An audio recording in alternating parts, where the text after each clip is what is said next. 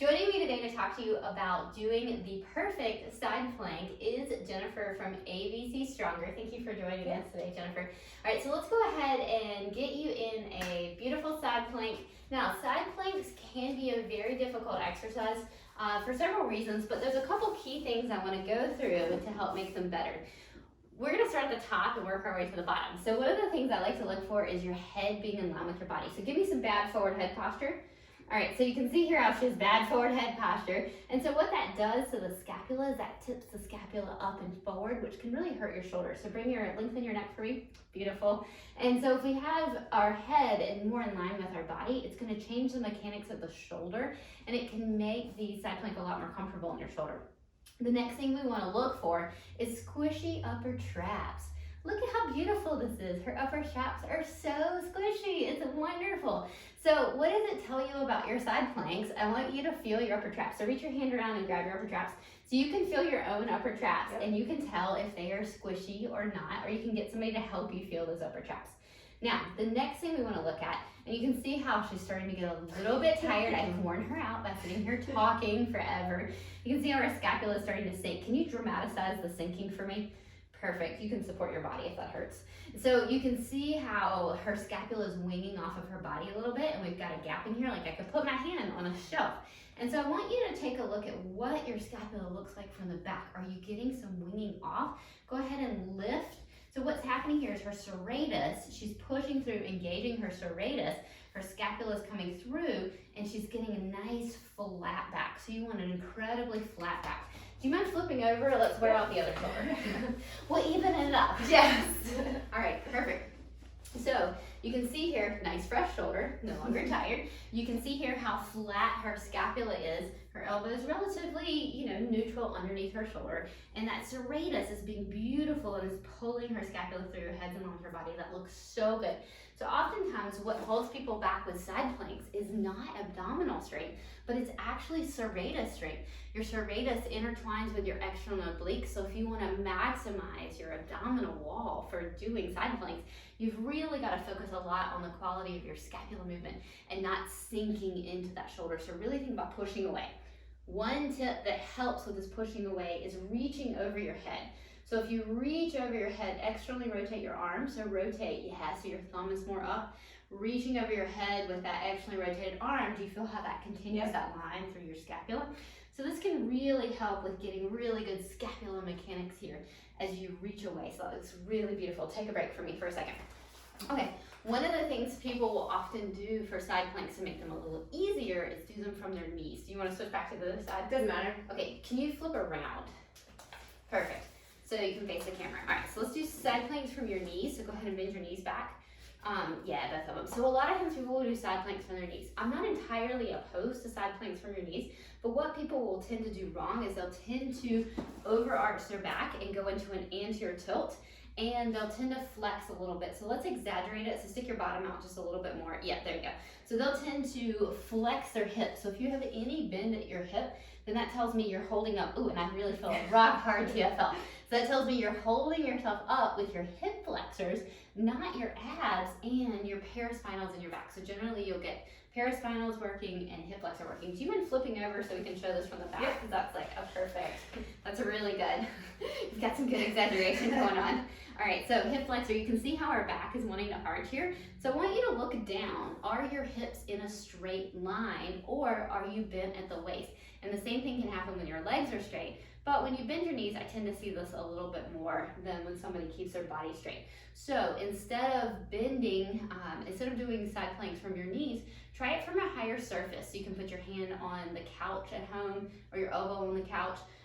You can put it up on the bed, you can a counter, you can go as high as you need to make it easier. It changes nothing about the side plank other than the demand on your body from the leverage. Okay, great. Go ahead and come down for a second. The other thing I want to talk about is twisting in the abs. So if you don't mind facing the camera for me again, and then I want to have you think about letting your hips face the ceiling a little bit and letting your shoulders face the floor.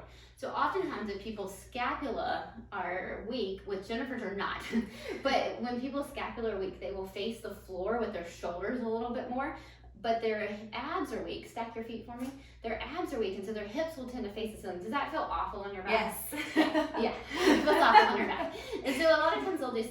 her hips will be facing the floor a little more, hips will be facing the ceiling, and shoulders will be facing the floor, and their QLs are on fire. So her back right now is on fire, and it is working. But what you'll see is a twisting along the linea alba, and this can be really bad if you're trying to work on rehabbing your diastasis, because you've got that twist going on from the shoulders facing one direction and the hips facing another. Go ahead and take a break, because I'm gonna killing your back. My back is so sore after this here.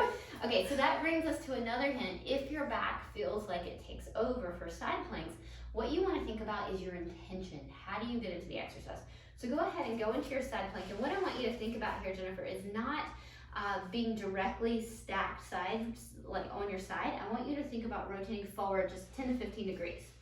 Okay, so I like to stack the front foot in front so that you can rotate both the hips and the shoulder, not quite so much with the shoulder, lift away a little bit more for that serratus, give me a little bit more body hollow, tuck your bottom under just a pinch, perfect. That is a beautiful side plank. So we've got hips facing the floor a little bit, we've got shoulders matching the hips, and then we've got a nice body hollow, and she's starting to shake a little, and her paraspinals, if I feel her back, they are so soft and squishy, they feel beautiful. You don't feel this in your back at all? No. Yeah, it feels so good. So her back is not working, it's soft and squishy, nothing but abs. She's getting rock hard abs right now, super strong. Now give me a big giant breath into my hand. Good, exhale. Another big giant breath into my hand. There we go, and exhale, perfect. One more, and then I'll let you have a break. Oh, that was so good. Did you guys see that? Take a break. Let's do a couple on the other side, because I want to see if everybody can see it. So one of the other tips that I really like to give for getting side planks out of your back and feeling it in your abs, why would you do them if you're just gonna work your back more, is breathing. So I want you to place your hand, top hand here, and I want you to inhale into your hand. Inhale into your fingers. Very good. Exhale from your abs. Inhale into your fingers. Nice. Can you guys see her expanding in the camera? This is so good. Getting amazing expansion. Exhale from your abs. Perfect. So if you incorporate some deep breathing where you inhale into your back, you can further convince those paraspinals and the QLs and the muscles back there to just calm down a little bit and let the abs, the internal obliques, the external obliques, the transverse abdominals, and let them play a bigger role in doing your side planks instead of having your back working. Good. Come down a little bit more. And you can see how when we got you really up and breathing like that, you probably kicked in a little bit of upper traps there. I was letting you keep this a little bit. She's already done 1,000 side planks today. But just make sure you don't lift too high. Okay, so check. Head is in line with body.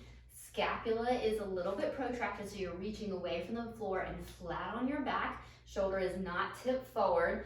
Abs are engaged, so you're a little bit of a body hollow position, so make sure you're not overarched into it. And then you want to think about, you can either squeeze your glute here, so go ahead and give me a glute squeeze. So a side plank has been shown to be a very effective exercise for strengthening the glute medius. So our glute medius helps to center our femur in the socket. It's an important muscle. So if you think about engaging those glutes a bit on the side plank, then you can really get some good glute medius activation here. If you're trying to really strengthen your adductors a little bit more, take a quick break for a second. Okay, so if you really want to get a lot more adductors in this than glute medius, then you're going to want to try to go from just your top leg. So let's do this in a modified way, and then let's do it in an advanced way, and we can demonstrate this. Do you need to switch sides? Sure, Perfect. yeah. Okay, perfect. Well, that's a good idea. Keep those on nice and even. Okay, so what I want you to do here is think about weighting the bottom leg. So you're going to bend your bottom knee a little bit, but you're going to use the top adductor, so that inner thigh muscle, to lift you. And I want you to think about connecting that top adductor through your pelvic floor into your abs. Perfect. And give me a nice inhale into your back, exhale from those abs. And perfect. How does that feel? Pretty good. Good. Okay. Can you feel it more in your abs with that adductor engaged? Yes. Okay, yeah, so we have these myofascial lines that connect the muscles in our body, and connecting our adductors with our deep abdominal system is a way to just switch it up, enhance the exercise, and see what you feel. Take a break. Getting a lot of glute medius is also good, so it's a win-win either way, but willing to try both. Do you want to try to lift your leg? Sure. To show a more advanced version? Okay, so go ahead and lift that leg for me. So she's going to load her adductor, and then she's going to lift her leg. She's keeping a slight bend in her knee, not hyperextending this leg. Very good. So if you want to think about maybe on the exhale lifting it, and you can also do this more Copenhagen style where you put your foot up on a chair. We can go through this later. Those are really hard. Good, and take a break for me. All right, so but what you want to do is start where your body is at. So please don't do too much too soon. Because Jennifer here needs to come with a warning, like as seen on TV, don't do this at home because she's so incredibly strong. But so make sure that you start on whatever height you need to start at. So if you need your elbow on your bed, you need your elbow on a chair, you need to go as high as you can go to make it where you don't cheat. Because if you make it too hard and we overload the body too much, then we just end up with all these cheaters working your back, your hip flexors, all these things you might not want joining the party for side planks, and then you're just reinforcing those patterns. So I really like to make things as easy as we need to get the muscles we want to work on board, then we can progress that. All right, so thanks for joining us for side planks. I hope that you took something away from this tutorial to make your side plank better.